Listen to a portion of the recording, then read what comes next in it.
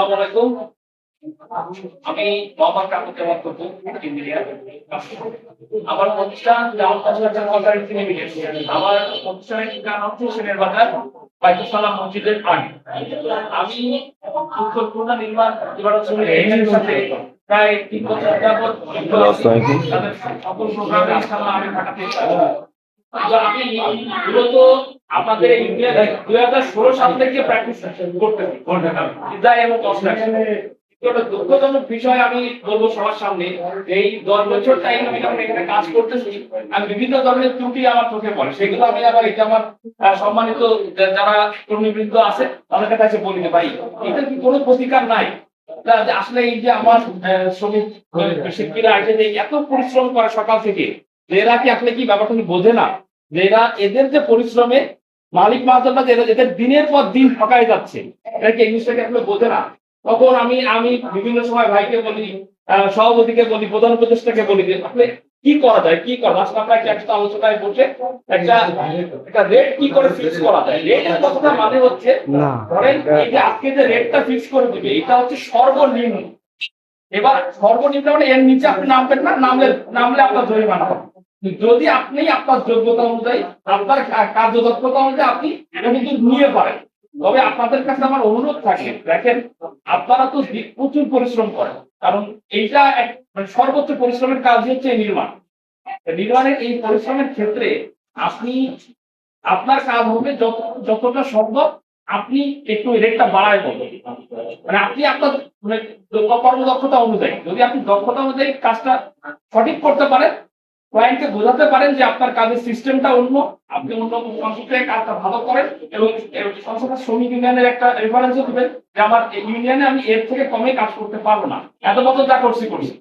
যে কারণ হচ্ছে দেখেন এই যে প্রায় প্রায় যে বিচারের কথা আমরা শুনি বা বিভিন্ন বিচারে আমরা যাই, আসলে সারা বছর কষ্ট করার পরে আমার নির্মাণ শিল্পী পরে যে মালিককে আবার টাকাও দিয়ে আসা লাগে, এর দুঃখজনক আর হতে পারে না। আপনাদের কাছে আমার সেই আশাটাই থাকবে এবং সম্ভব যদি হয় আপনারা বাড়ির মালিক মহাজনদের যদি একটু এই জিনিসটা বোঝাতে পারেন যে আপনাদের গাইড করার জন্য বা আপনাদের দিক নির্দেশনা দেওয়ার জন্য যে আপনারা একটা ইঞ্জিনিয়ারিং প্ল্যান নিয়ে আসেন।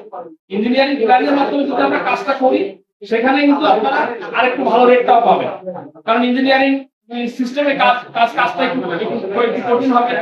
সেই কথাগুলো বলেও যদি হয় তাহলে কিন্তু আপনার জন্যই ভালো। এবং আমরাও আপনার হয়ে বাড়ি বাড়ি বাবাদেরকে রিকোয়েস্ট করে দিলাম যে আপনি আমাদের কাজটা তো একটু আলাদা, আপনারা গতানুগতিক যেরকম কাজ করেন আর ইঞ্জিনিয়ারিং ড্রয়িং এর কাজটা একটু আলাদা। তাহলে আমরা যদি কাজটা যদি আমরা বড় করে আমরা যখন ডিজাইনের মাধ্যমে কাজটা একটু আলাদা হয়, তখন আমরাই মালিক মাদেরকে রিকোয়েস্ট করবো যে ইনশাআল্লাহ যে আপনি আগে যেভাবে কাজ করাতেন আমাদের ডিজাইনটা ভিন্ন, এজন্য আপনাকে রেটটাও বেশি দিতে হবে।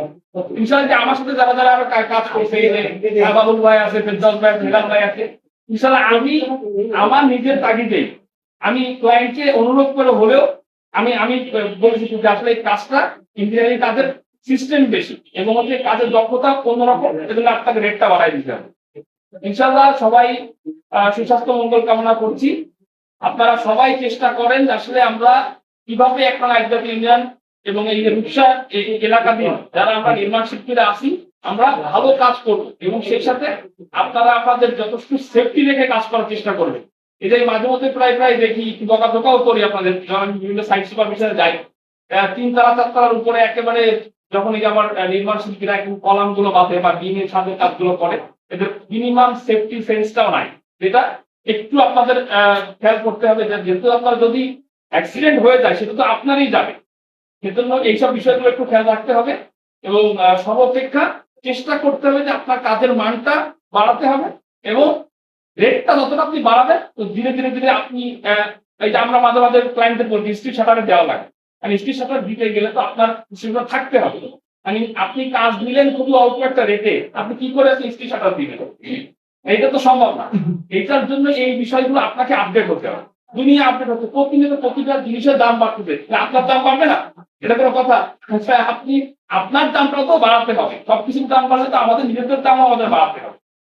ইনশাআল্লাহ আপনারা এই কথাগুলো একটু আমলে নিবেন, একটু মাথায় চিন্তা করবেন, সেই সাথে ইনশাআল্লাহ চিন্তা করবেন যে আগে আমি যা করছি তার থেকে এখন উপরে উপরে উঠতে গেলে আমাকে অবশ্যই আমার কাজের দক্ষতা, আমার আমার কথাবার্তার সিস্টেম আলাদা করে নিয়েই আমাকে ভালো কাজটা করতে হবে এবং ভালো একটা রেট নিতে হবে। আমি আমার সহকর্মীদের 2 টাকা বেশি দিতে পারি, তাহলে কিন্তু সে কাজটা আরো বেশি ভালো মন দিয়ে করবে।